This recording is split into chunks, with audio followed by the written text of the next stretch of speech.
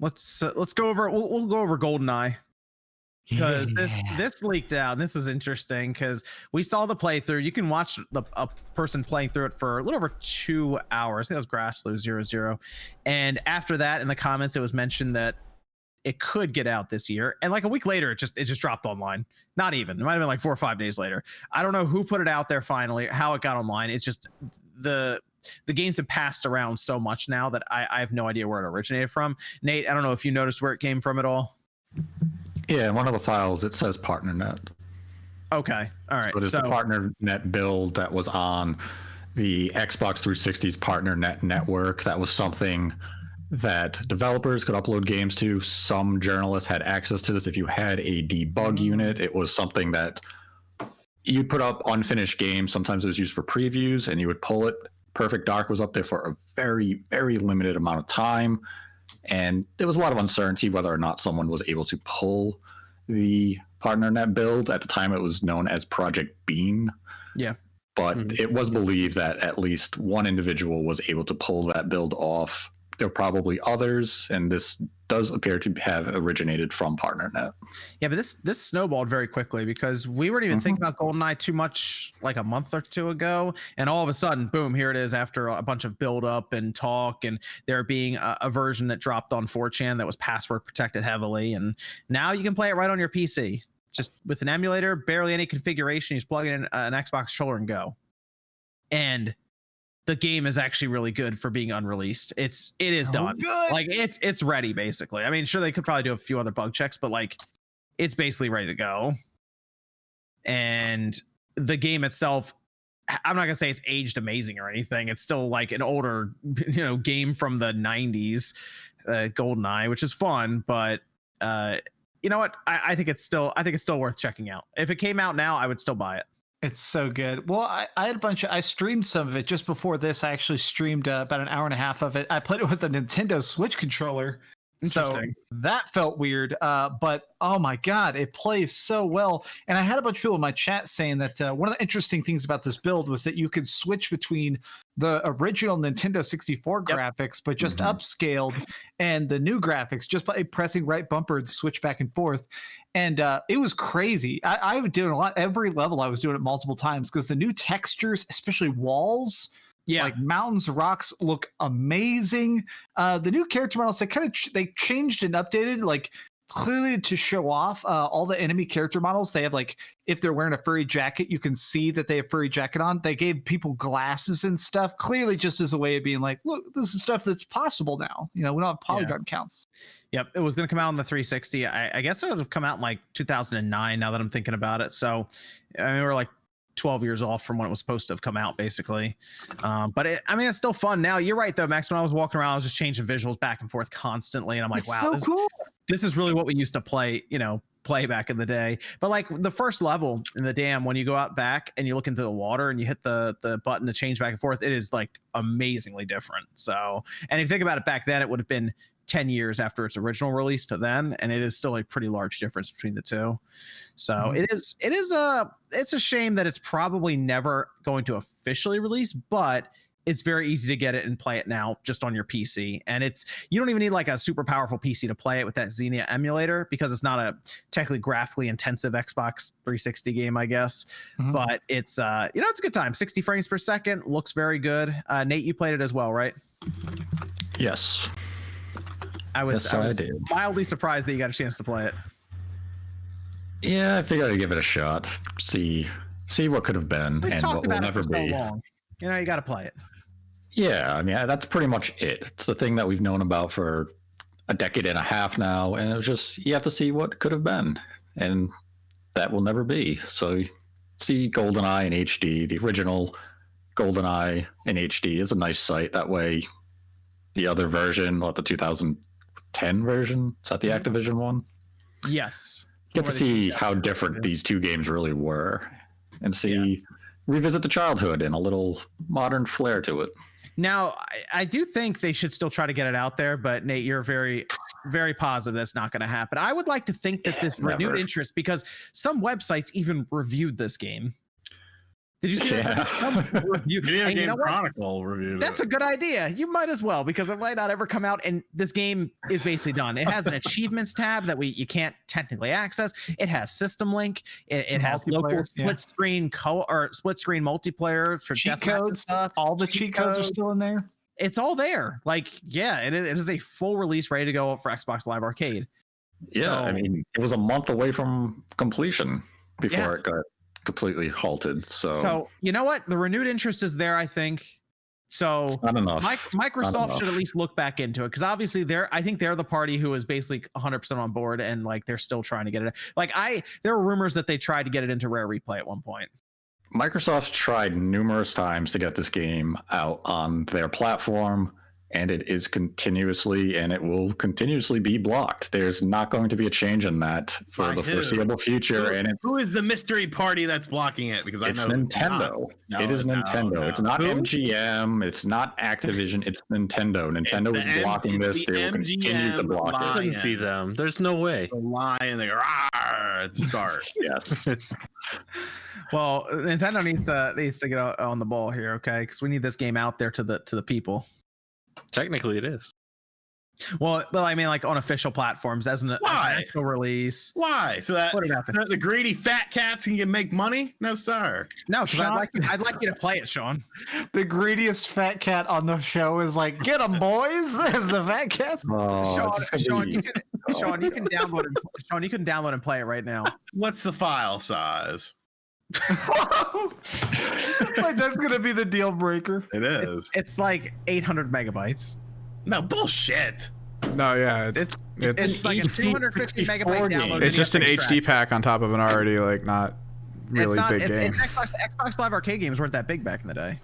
Yeah, that's true. And then like the game or the emulator is like 15 megabytes or something like that. Whoa. Where do these people come up with this stuff? Nintendo owns the license still to GoldenEye 64. I don't know where people get this information that they don't. You keep citing this trademark or this copyright from 2017. It's a customs trademark.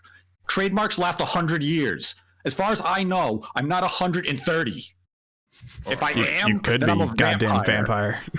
Like, these people, they read this information that is misconstrued and they take it as fact. And I was hoping maybe America progressed beyond that era of misinformation being taken as facts, but apparently we're still as stupid as we were in 2016. Have you been paying attention to the news lately? Just take it easy, man. Look, I'm just trying to get GoldenEye out to the people, okay? Mostly Sean, because like Sean won't download it on his PC. I'm looking. I've got it. They'll release it for like $20 and they'll buy it. Master. All right, I'm downloading. Okay, so Sean will play it. He will try it. I would like to see them at least put it out in the snow. And also there'd be a chance for a limited run release, Nate. There we go. Ooh. Yeah, that's not going to happen until you get all three parties on board, and Nintendo is still going to be the one sitting there saying, "I don't think so." Get on the ball, Nintendo. Come on. The only way we would probably see this happen is if Nintendo was able to negotiate with Microsoft to allow it to be like a Switch exclusive for a year. I don't think Microsoft would care that much about that now, though. They might be all right with that. That's probably the only way we would see it happen, is if Nintendo has a benefit here.